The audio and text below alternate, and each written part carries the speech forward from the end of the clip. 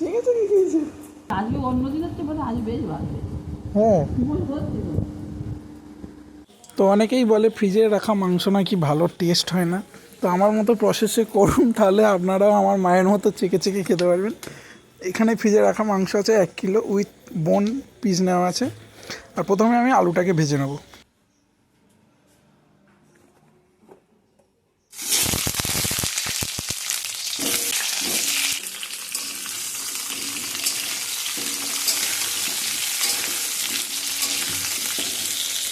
প্রথমে আলুগুলো ভেজে নেব।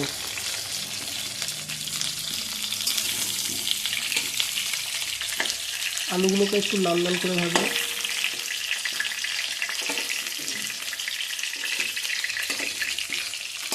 দেবো হলুদ,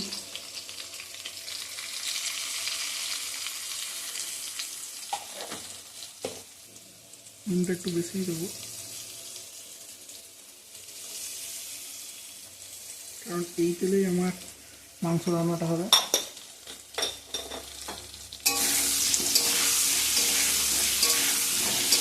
আর আলুর ভেতরেও ভালোভাবে নুনটা তাহলে যায়। মিশিয়ে নেবো একটুখানি। আমার আলুগুলো ভাজা হয়ে গেছে, দেখতেই পাচ্ছেন। আলুগুলো তুলে নেব।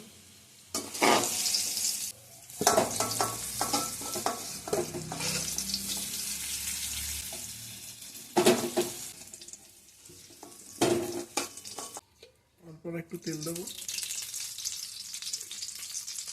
শুকনো লঙ্কা, জিরে, এলাচ, লবঙ্গ, দারচিনি টুকরো টুকরো করা আছে। তেল গরম হয়ে গেলে দিয়ে দেবো। হালকা একটু নেড়ে নেবো যতক্ষণ পর্যন্ত একটা হালকা স্মেল না আসছে আর লঙ্কাগুলো ভাজা না হয়ে যাচ্ছে। লো হিটে এটা করবেন, কারণ লঙ্কাটা পুড়ে যেতে পারে। ভাজা হয়ে গেছে, আমি দিয়ে দেবো পেঁয়াজ। এইগুলো ব্যবস্থা সব আমার মাই করে রাখে। তার মা বলে তোর হাতের মাংসটা বেশি ভালো লাগে। মাঝে মাঝে আমি নিজেই করতে চাই না কাজে, সেই জন্য আমাকেই বলেছে। আর পেঁয়াজগুলোকে একটু এরকম ভেঙে দেবো। পেঁয়াজটা একটু লাল লাল করে ভেজে নেব। পেঁয়াজগুলো আমার লাল লাল করে ভাজা হয়ে গেছে। আর এই অবস্থাতে কোনো নুন বা কিছু দেওয়ার দরকার নেই, আর হলুদও দেওয়ার দরকার নেই, কারণ আলু ভাজার জন্য নুন আমরা দিয়েছিলাম একটু বেশি করে, আর হলুদও হয়ে গেছে। পেঁয়াজ যখন ভাজা হয়ে যাবে তখন দিয়ে দেবো কাঁচা লঙ্কা আর টমেটো কুচি। এখানে আমি একটা টমেটো দিয়েছি আর 4টে কাঁচা লঙ্কা দিয়েছি। আপনারা আমাদের ঝাল মতো দিতে পারেন। টমেটোটা সব চেরাই আছে। একটু নেড়ে নেবো। আর একটু পরে আমি আদা রসুনের পেস্ট এর সাথে অ্যাড করে দেবো। এখানে আমি আদা রসুনের পেস্ট আছে, কাঁচা লঙ্কা আছে, শুকনো লঙ্কা আছে আর জিরে আছে। পেস্ট আমি দিয়ে দেবো, আদা রসুনের পেস্ট।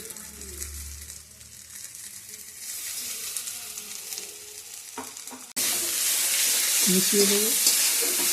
এইবার আমাকে কী করতে হবে, একটু সময় নিয়ে এটাকে করতে হবে যতক্ষণ না পর্যন্ত হালকা তেল ছেড়ে দিচ্ছে। তেল কিন্তু আমার একটু এক্সট্রা নেই, দেখতে পাচ্ছ। ভালো করে আমি দিয়ে দেবো একটু ভেজে রাখা জিরে গুঁড়ো। ভেজে রাখা জিরে গুঁড়ো দিলে মাংসের তরকারিতে চিকেনের মধ্যে আলাদা একটা ফ্লেভার আসে, খুব সুন্দর একটা। মাংস করলে এই কষানোর সময় অল্প একটু সামান্য একটু দিই, যাতে মাংসের ভেতরে এই গরম মশলার গুঁড়োগুলো, অ্যাকচুয়ালি এগুলো গরম মশলা, গোটা গরম মশলার গুঁড়ো, তো এইগুলো যাতে ভেতরে ঢোকে চিকেনের মধ্যে। আমি এখানে উইথ স্কিন নিয়েছি, উইথ স্কিনের একটু টেস্ট বেশি ভালো হয়, সেই জন্য এখানে উইথ স্কিন নিয়েছি। উইথ স্কিনের তলায় চিকেনের চর্বিগুলো থাকে, যার জন্য খেতে খুবই ভালো হয়। এখানে আমার 1 কিলো মতো চিকেন আছে।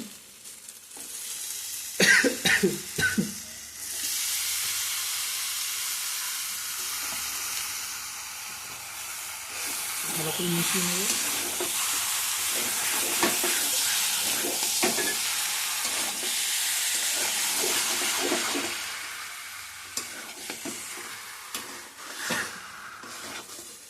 এই কষানোর সময়টাতে একটু টাইম লাগে, বাকি আমার মনে হয় মাংস করতে 1 ঘন্টার বেশি লাগবে না।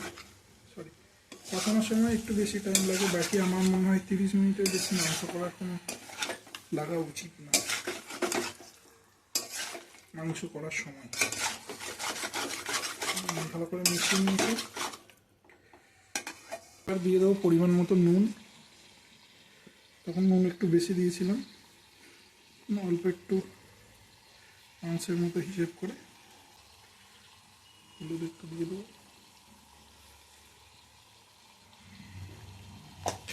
গোলমরিচের গুঁড়ো, এই সময় গোলমরিচের গুঁড়োটা দিলে ফ্লেভারটা খুব সুন্দর মাংসের মধ্যে দেয়। পরে শেষে দেওয়াটা আমার মনে হয় না ঠিক।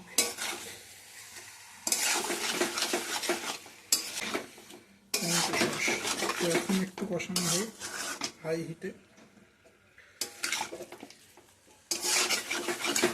নুনটুন ভালো করে আমার এখন অল্প একটু কষানো হয়ে গেছে। তো এবার আমি আলুগুলো দিয়ে দেবো, কারণ আলুটা একটু আগে দেওয়াই ভালো, কারণ আলুগুলো সেদ্ধ হয়নি। তো যেহেতু আগে দিলে আলুগুলো খুব ভালোভাবে সেদ্ধ হয় এবং আলুর মধ্যে চিকেনের ফ্লেভারটা যাবে। অনেকে জল দেওয়ার পরে আলু দেয়, আমি বলি না, কষানোর সময় আলুটা দেওয়ায় বেশ হয়।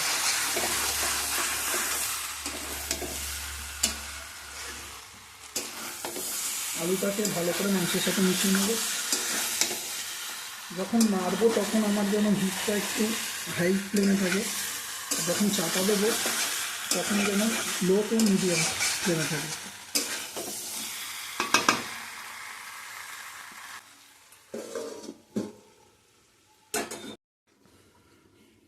এবার আমি ঢাকাটা খুলছি, এখনো লো হিটে ছিল। কতটা তেল বেরিয়েছে দেখুন, বুঝতে পারছেন? এইটা কি তেল, এই যে চিকেনটার যা টেস্ট হবে খেতে অসাধারণ। আমার মনে হয় শুধু টমেটোর থেকে একটুখানি টমেটো সস দিলে আরও টেস্ট আরও বেশি ভালো হয়। একটু টমেটো সস দিয়ে দিলাম অল্প, ভালো করে মিশিয়ে দেবো।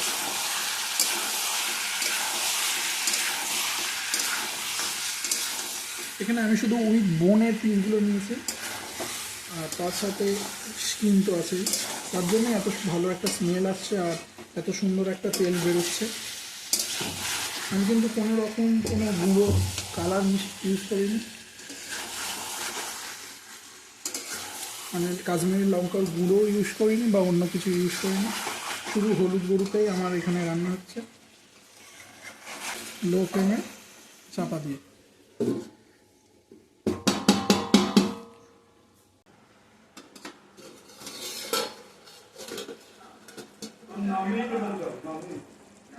হ্যাঁ, শিয়ালদা থেকে। ও, মাংস আমার তেল জল সব ছেড়ে দিয়েছে, পুরো কষানো আমার কমপ্লিট। আলুও প্রপার সেদ্ধ হয়ে গেছে আশা করি, একটু বাকি আছে। আলুটা ওই জন্যই তাড়াতাড়ি দিতে বলি।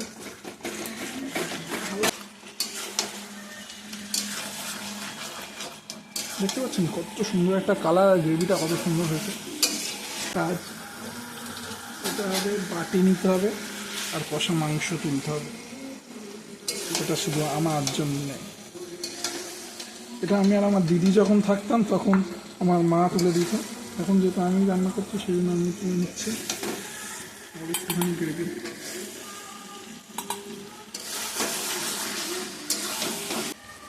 এবার আমি জল দিয়ে দেবো। চেষ্টা করুন জলটা একটু মিডিয়াম রাখার, গ্রেভি গ্রেভি রাখলে মাংসের স্বাদটা তবে সুন্দর হয়, খুবই ভালো হয়। বাটি ধোয়া জলটা দিয়ে দেবো।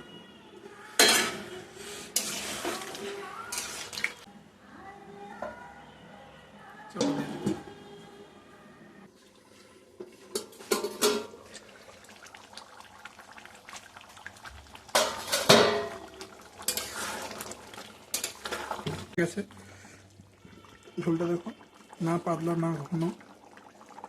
এবার কি করবো, লাস্ট আমি সানরাইজের মিট মশলা উপর থেকে ছড়িয়ে দেবো। মিট মশলাটা উপর থেকে ছড়িয়ে দেবো, ছড়িয়ে দিয়ে ফ্রেমটা রেখে চাপা দিয়ে দেবো। 2 মিনিটের মধ্যে আমি বন্ধ করে দেবো, 2 মিনিট।